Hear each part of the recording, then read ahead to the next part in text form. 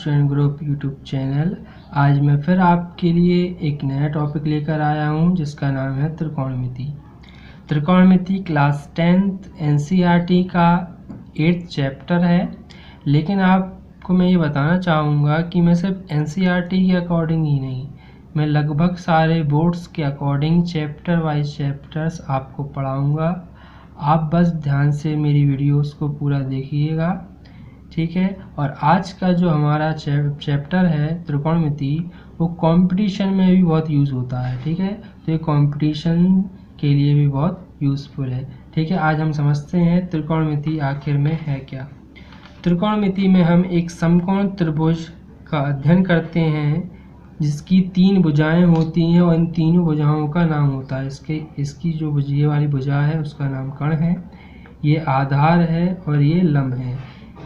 इनकी 2 भुजाओं के बीच हमेशा 90 डिग्री का कोण बनता है, इसलिए इसे समकोण त्रिभुज कहते हैं।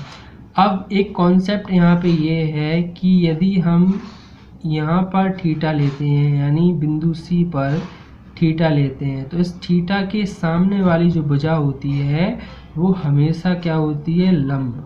क्या होती है, लंब। और यदि हम यहाँ यानी ए बिंदु पे थीटा लेंगे तो इसके सामने वाली भुजा जो होगी वो लंब हो जाएगी और लंब और आधार आपस में क्या हो जाएंगे, चेंज हो जाएंगे, ठीक है। तो मेरे कहने का मतलब ये है कि अभी हमने इस त्रिभुज में सी में थीटा मान के चला है, यानी थीटा लिया है, तो इसके सामने वाली जो भुजा वो लंब है। ये कर्ण हमारी हमेशा फिक्स होती है, कर्ण हमारी कभी नहीं बदलती, और बची हुई जो भुजा हो जाती है वो आधार हो जाती है, ठीक है। इस कॉन्सेप्ट को अच्छे समझाने के लिए मैंने एक और डायग्राम बना के रखा है, आप इसको देख सकते हैं। आपको दिख रहा होगा कि इससे पहले वाले डायग्राम में मैंने जो थीटा है वो बिंदु सी पर लिया था, यानी इस पॉइंट पे बिंदु सी, इस बिंदु पे मैंने थीटा लिया था, लेकिन इसमें मैंने ए पे थीटा लिया है। तो थीटा के सामने वाली भुजा मैंने लंब मानी है और ये कर्ण हमेशा फिक्स होती है जो कि कर्ण है, और बची हुई भुजा जो है वो क्या हो जाती है, आधार हो जाती है। आप समझ चुके होंगे कि थीटा के अकॉर्डिंग लंब और आधार बदलते हैं। थीटा के सामने वाली जो भुजा होती है वो हमेशा लंब होती है।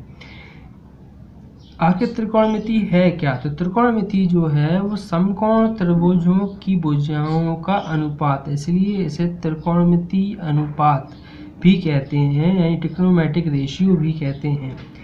इसमें क्या किया गया है कि त्रिकोणमिति भुजाओं के अनुपात को एक नाम दिया गया है जिसको हम sign theta, cos theta, tan theta कहते हैं। और साइन जो है, साइन से थीटा लगा हुआ है, वो भुजाओं के बीच बनने वाले एंगल को रिप्रेजेंट करता है। जैसे मैंने यहाँ थीटा माना तो साइन थीटा, तो थीटा जो है वो यही है, यानी इन 2 भुजाओं के बीच बनने वाला एंगल है। तो इसको अच्छे समझने के लिए मैं आपको अलग से एक डायग्राम बना के समझाता हूँ कि आखिर इसका यूज़ क्या है, हम कैसे इसका यूज़ कर सकते हैं। और आगे जो वाले चैप्टर आएंगे उसमें त्रिकोणमिति का अनुप्रयोग में तो हम समझेंगे ही कि इसका यूज़ क्या है, ठीक है। तो जल्दी समझ लेते हैं। हम एक समकोण त्रिभुज बनाते हैं। ये समकोण त्रिभुज मान लीजिए, मैं एक छोटा सा समकोण त्रिभुज बना रहा हूँ।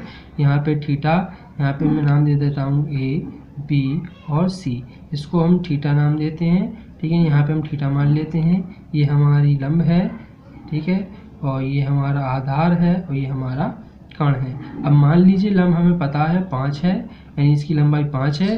थीटा हमने मान लिया हमें गिवन है, थीटा मान लिया हमें 30 डिग्री दिया हुआ है। कर्ण हमें निकालना है, तो हमें पता है, यानी ध्यान होना चाहिए आपको, साइन थीटा बराबर होता है लंब बटे कर्ण। मैं भी आपको फॉर्मूले याद कराऊंगा, मैं सिर्फ यहाँ समझा रहा हूँ कि इसका यूज़ कैसे कर सकते हैं।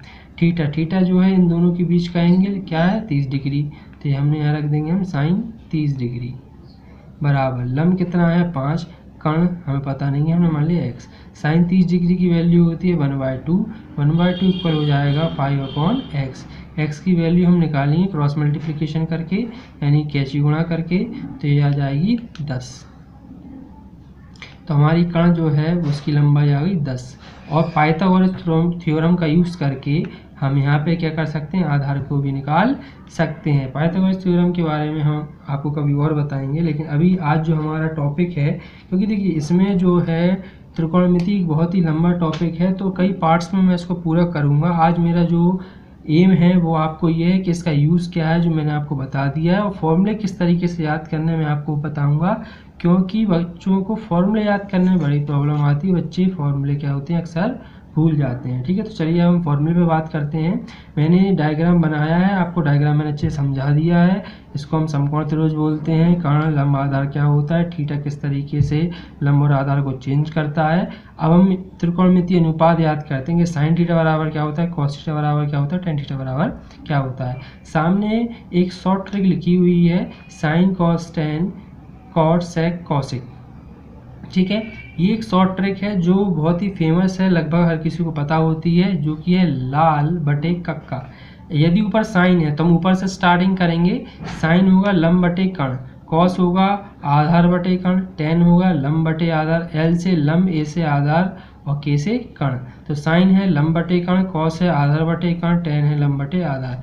कॉट थीटा यानी कॉट, कॉट हो जाएगा आधार बटे लंब, सेक हो जाएगा कर्ण बटे आधार और कॉसेक हो जाएगा कर्ण बटे लंब। अब जल्दी से हम इसको पढ़ लेते हैं। साइन थीटा, साइन थीटा बराबर होगा लंब बटे कर्ण, कॉस थीटा बराबर होगा आधार बटे कर्ण, टेन थीटा बराबर होगा लंब बटे आधार, कॉट थीटा बराबर होगा आधार बटे लंब, सेक थीटा बराबर होगा कर्ण बटे आधार और कॉस थीटा बराबर होगा कर्ण बटे लंब। इसकी सहायता से आप आसानी से इसको याद कर सकते हैं, इसमें कोई प्रॉब्लम वाली बात नहीं है। शॉर्ट ट्रिक है, एक से दो बार जब आप इसको रीड करेंगे तो आप आसानी से समझ जाएंगे। ठीक है, तो मैं एक बार और बता देता हूँ। साइन, और इसको पढ़ते क्या है, sine theta, cos theta, tan theta, cot theta, sec theta और कॉसिक थीटा। ठीक है, लंब, साइन लंब बटे कर्ण है, आधार बटे कर्ण, लंब बटे आधार, फिर इसकी उल्टा चलेंगे, आधार बटे लंब, कर्ण बटे आधार और कर्ण बटे लंब। अब इसके बाद जो फॉर्मूले आते हैं उनको हम बोलते हैं व्युत्क्रम, व्युत्क्रम यानी इनवर्स फॉर्मूले, इनवर्स व्युत्क्रमानुपाती फॉर्मूले यानी इनवर्स। क्या होता है कि साइन का इन्वर्स जो होता है वो सेक होता है, साइन का जो इन्वर्स है वो कॉसेक होता है और कॉस का इन्वर्स वो सेक होता है। तो इन्वर्स फॉर्मूले हम कैसे याद कर सकते हैं, समझ सकते हैं। देखिए, जैसे कि साइन थीटा, अगर हमें साइन थीटा याद है तो साइन थीटा बराबर जो होता है वो क्या होता है, साइन थीटा बराबर होता है लंब बटे कर्ण। अगर हम लंब को नीचे लाएं तो हो जाएगा 1 अपॉन कर्ण बटे लंब। क्यों, क्योंकि लंब को हम कर्ण के नीचे लाए। ठीक है, और ये हो जाएगा साइन थीटा। अब कर्ण बटे लंब हमने पहले याद किया था, आप देख सकते हैं कर्ण बटे लंब। कर्ण बटे लंब होता क्या है, कर्ण बटे लंब जो है वो कर्ण बटे लंब, कर्ण बटे लंब बराबर क्या होता है, कॉसेक थीटा। तो हम कर्ण बटे लंब की जगह क्या लिख सकते हैं, कॉसेक थीटा। तो साइन थीटा बराबर क्या हो गया, 1 अपॉन कॉसेक थीटा। इसी प्रकार से कॉस थीटा बराबर होता है 1 upon sec theta, tan theta बराबर होता है 1 अपॉन कॉट थीटा, और इसका उल्टा भी हम लिख सकते हैं, कॉट थीटा बराबर होगा 1 अपॉन टेन थीटा और सेक थीटा बराबर होगा 1 अपॉन कॉस थीटा। ठीक है, और कॉसेक थीटा बराबर होगा 1 अपॉन साइन थीटा। ठीक है, अब मैं आपको जल्दी से इन्वर्स फॉर्मूले तो मैंने आपको बता दिए, अब मैं आपको जल्दी से स्क्वायर वाले फॉर्मूले और बताता हूँ। ठीक है, मैं वीडियो ज़्यादा लंबी नहीं करूँगा क्योंकि ज़्यादा लंबी वीडियो करने से बच्चे बोर होने लगते हैं। ठीक है, तो अब मैं आपको जल्दी से स्क्वायर वाले फॉर्मूले और बता देता हूँ। स्क्वायर वाले जो फॉर्मूले होते हैं वो होते हैं sine square theta plus cos square theta equal 1। अब इससे हम 3 फॉर्मूले बना सकते हैं। Sine square theta plus cos square theta से हम क्या कर सकते हैं, 3 फॉर्मूले और बना सकते हैं। साइन स्क्वायर थीटा बराबर हो जाएगा 1 माइनस कॉस स्क्वायर थीटा। और हमें कॉस स्क्वायर थीटा, अब देखिए 1 माइनस कॉस स्क्वायर थीटा कैसे हुआ, साइन स्क्वायर थीटा बराबर कॉस को हम कहाँ लेगा, उधर लेगा, तो हो गया 1 माइनस कॉस स्क्वायर थीटा। यदि अब हमें कॉस स्क्वायर थीटा बराबर वैल्यू चाहिए तो कॉस को हम इधर ही नहीं देंगे, तो हो जाएगा कॉस स्क्वायर थीटा बराबर, साइन को बराबर उस साइड ले जाएंगे तो हो जाएगा 1 माइनस साइन स्क्वायर थीटा।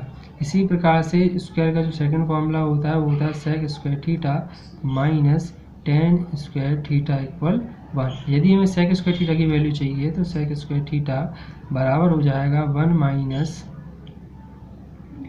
सेक स्क्वायर थीटा बराबर हो जाएगा 1 माइनस नहीं, ये हो जाएगा माइनस के टेन स्क्वायर थीटा, तो उस साइड आएगा तो हो जाएगा प्लस के टेन स्क्वायर थीटा। तो सेक स्क्वायर थीटा बराबर हो जाएगा 1 + tan स्क्वायर थीटा। यदि हमें tan स्क्वायर थीटा की वैल्यू चाहिए है तो हम tan स्क्वायर थीटा को उस साइड ले जाएंगे और 1 को उधर लाएंगे, तो ये हो जाएगा सेक स्क्वायर थीटा। हमने इसको उधर ही रहने दिया, 1 को उधर लाया तो ये -1 बराबर tan को उधर लेगा तो प्लस का हो जाएगा tan स्क्वायर थीटा।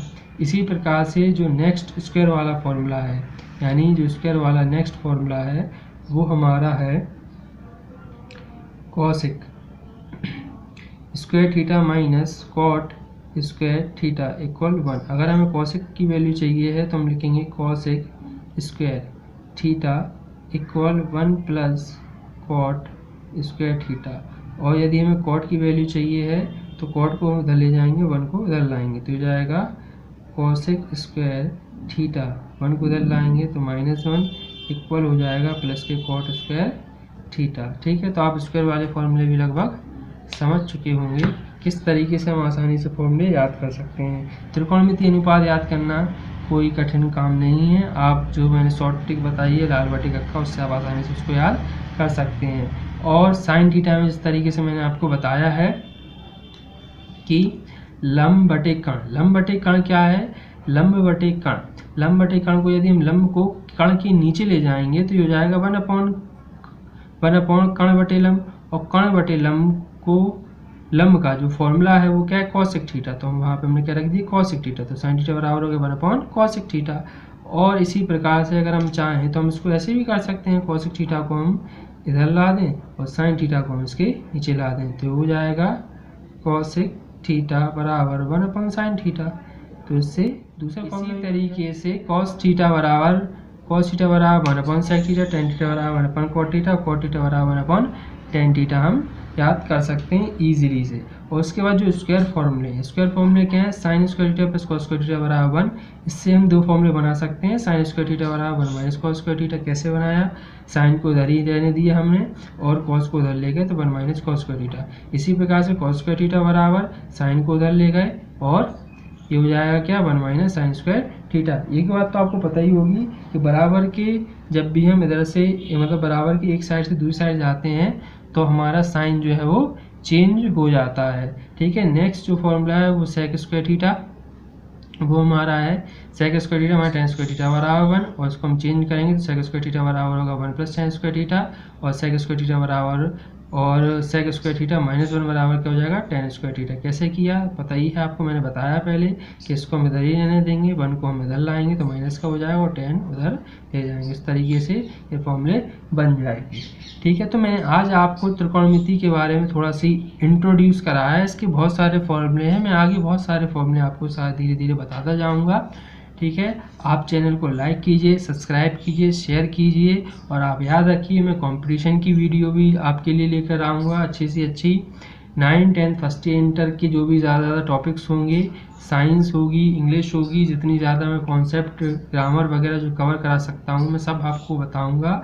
बस आप मेरे साथ बने रहिए, आप वीडियो को पूरा देखिए, और अगर आपको अच्छी लगे तो प्लीज़ लाइक कीजिए, सब्सक्राइब कीजिए।